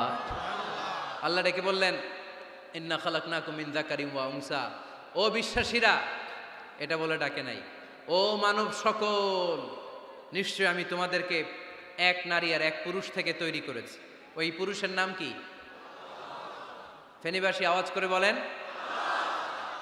আদম আলাইহিস সালাম। আর ওই নারীটার নাম কি? এই দুইজন থেকে গোটা পৃথিবী। তার মানে আসলে আমরা সব এক। আসলে কি? সব এক। নাস্তিকও আমার ভাই, হিন্দুও আমার ভাই, বৌদ্ধ খ্রিস্টানটাও আমার ভাই। ভ্রাতৃত্ব 3 ধরনের। একটা হচ্ছে মায়ের পেটের ভাই, এটাকে আরবিতে বলে আল উখুয়া আন নাসাবিয়্যা, মায়ের পেটের ভাই, উনি আমার মায়ের পেটের ভাই। আরেকটা আছে আল উখুয়া দ্বীনিয়া, দ্বীনি ভাই। এই যে আমরা সবাই এখানে একে অপরের কি ভাই? দ্বীনি ভাই। 3 নম্বরে হচ্ছে আল উখুয়া আল ইনসানিয়া, মানবতার দিক থেকে ভাই। সে দৃষ্টিকোণ থেকে হিন্দু আমার ভাই, বৌদ্ধ আমার ভাই, কারণ সেও মানুষ আমিও মানুষ। আমাদের সবার বাবার নাম কি? কথা কয় না? আদম আলাইহিস সালাম। সবার মায়ের নাম কি? দেখছেন, আমরা সবাই এক, সবাই এক। বিভেদের প্রাচীর আর বৃত্ত আমরা বানিয়েছি। ইসলাম ধর্ম, বর্ণ, জাতীয়তাবাদ এগুলোর বাইরে যে এক বিশাল ব্রড মাইন্ডেড রিলিজিয়ন, যেখানে আলাদা আলাদা বৃত্ত টানে নাই। আমরা ধর্ম, বর্ণ, ভাষা, জাতীয়তা এগুলোকে সামনে এনে আলাদা আলাদা পরিচয়ের বৃত্ত বানিয়েছি। আমরা বানিয়েছি শ্বেতাঙ্গ আর কৃষ্ণাঙ্গের পার্থক্য। আমরা করেছি আরব অনারবের বিভাজন। আমরা করেছি ব্রাহ্মণ আর শূদ্রের জাত প্রথা। ইসলামে কোনো জাত প্রথা নাই, শ্বেতাঙ্গ কৃষ্ণাঙ্গের পার্থক্য নাই, প্রেসিডেন্ট কুলিওয়ালা ঠেলাওয়ালার কোনো পার্থক্য আল্লাহর সামনে নাই। চিল্লায় বলো ঠিক কিনা? যার প্রমাণ, প্রেসিডেন্ট যখন নামাজে দাঁড়ায় তার পাশে রিকশাওয়ালাও নামাজে দাঁড়ায়, তার পাশে শিক্ষকও নামাজে দাঁড়ায়, তার পাশে ব্যবসায়ী ভাই নামাজে দাঁড়ায়, তার পাশে ছোট্ট ছেলেটাও নামাজে দাঁড়ায়। আল্লাহর সামনে গোটা সব বিশ্বের মানুষগুলোরে এক কাতারে দাঁড় করিয়ে দিয়েছে কে? কোনো পার্থক্য নাই। এই পার্থক্য, বিভেদের প্রাচীর আমরা ভেঙেছি। এই বিভেদের প্রাচীরকে ভেঙে গুড়িয়ে দিতে হবে। আমরা মানুষকে মানুষ হিসেবে কনসিডার করি না। দেখলেই বলি কোন দল করেন, দেখলেই বলি কোন পীরের মুরিদ, দেখলেই বলি কোন দল করেন। না না, সবার আগে পরিচয় হচ্ছে আমরা সবাই মানুষ। বাবার নাম আদম, মায়ের নাম হাওয়া। আর আমাদের মধ্যে সবচেয়ে বড় পরিচয় হচ্ছে আমরা মুসলিম। এখানে আমি মুসলিম ছাড়া আর কাউকে দেখতে পাচ্ছি না। সব মুসলিম। আমার কাছে পীরের মুরিদ নাই, তাবলিগের ভাই নাই, জামাত ইসলাম নাই, শাসনতন্ত্র নাই, ঐক্যজোট নাই, বিএনপি নাই, আওয়ামী লীগ নাই, কিচ্ছু নাই। আমি বুঝি মুসলমান। আমরা একে অপরের মুসলমান বলে কনসিডার করতে চাই না তো, খালি পিস পিস করি, টুকরা টুকরা করে দেশটারে শেষ করে দিলাম। আমাদের প্রভু কয়জন? নবী কয়জন? কোরআন কয়টা? কিন্তু আমাদের মধ্যে বিভাজন। আমরা কি বিভাজন চাই নাকি ঐক্য চাই?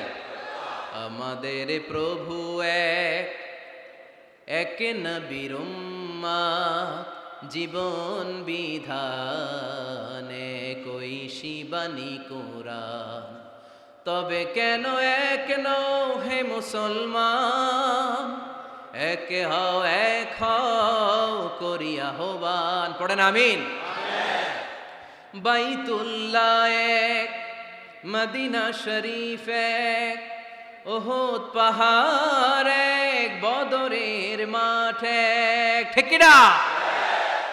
একটা তো জীবন আর মরণ যে একটাই, একের সাথে মিলে মিশে একটাই প্রাণ। তবে কেন এক নও হে মুসলমান, এক হও করিয়া আহ্বান। পড়েন আমিন।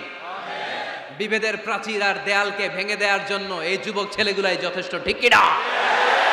আমার বাংলাদেশকে মাদক মুক্ত করার জন্য, ইফটিজিং মুক্ত করার জন্য, সুদ মুক্ত করার জন্য, যৌতুক মুক্ত করার জন্য আমার ফেনীর কলিজার টুকরা যুবকেরাই যথেষ্ট।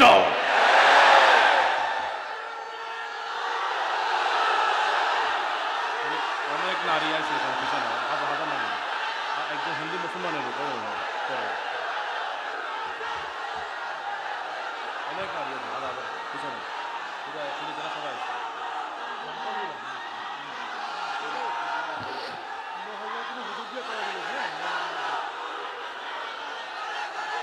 মাশাআল্লাহ, মাশাআল্লাহ, মাশাআল্লাহ। আমরা আসলে বিভেদের প্রাচীর তৈরি করতে চাই না। ঐক্যের কথা শুনলে আমরা, আমাদের সবচেয়ে বড় পরিচয় মুসলিম, এটা শুনলেই আপনাদের মধ্যে যে উচ্ছ্বাস আর উদ্দীপনা, এটাই প্রমাণ করে ভেদাভেদ কখনো জনগণ চায় না। মুসলিম তৌহিদি জনতার হৃদয়ের ভেতরে ভেদাভেদ নাই, হিংসা নাই, বিদ্বেষ নাই। আমাদের আসল পুঁজি ভালোবাসা। আমাদের আসল পুঁজি কি? এই ভালোবাসা দিয়ে আমরা বিশ্ব জয় করতে চাই। ঠিক কিনা? পারা যাবে মুসলমান? আর যে 10টা গাইডলাইন, 10টা মেসেজ আজকে শেয়ার করলাম, এগুলো মানা যাবে তো? অনেক বোনেরা এসেছে, আমার বোনেরা, আমি তো দেখতে পাচ্ছি একেবারে ওই রাস্তা পর্যন্ত, এইদিকে অনেক পেছন পর্যন্ত, এইদিকে অনেক ভাইরা। বিশাল জনসমুদ্রের আজকের এই আয়োজন। স্কুল মাঠ পুরোটাতে মহিলারা বসেছে। নারীদের জন্য একটাই কথা, 5 ওয়াক্ত সালাত জামাতের সাথে পড়বেন, রমাদানের রোজা রাখবেন, নিজের লজ্জাস্থানের হেফাজত করবেন, স্বামীর আনুগত্য করবেন। এই 4টা কাজ কোনো নারী করলে ওই নারীর জন্য 8টা জান্নাতের দরজা খুলে দিবে কে? আমাদের বোনগুলোকে আল্লাহ তুমি কবুল করো।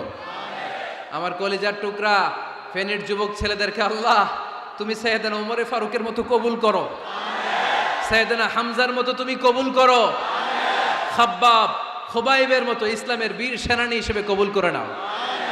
আজকের প্রোগ্রামের জন্য যারা কষ্ট করেছে আল্লাহ তুমি এই প্রোগ্রামটারে আমাদের নাজাতের ওসিলা বানাও। আপনারা সবাই ভালো থাকবেন, সুস্থ থাকবেন, সুন্দর থাকবেন।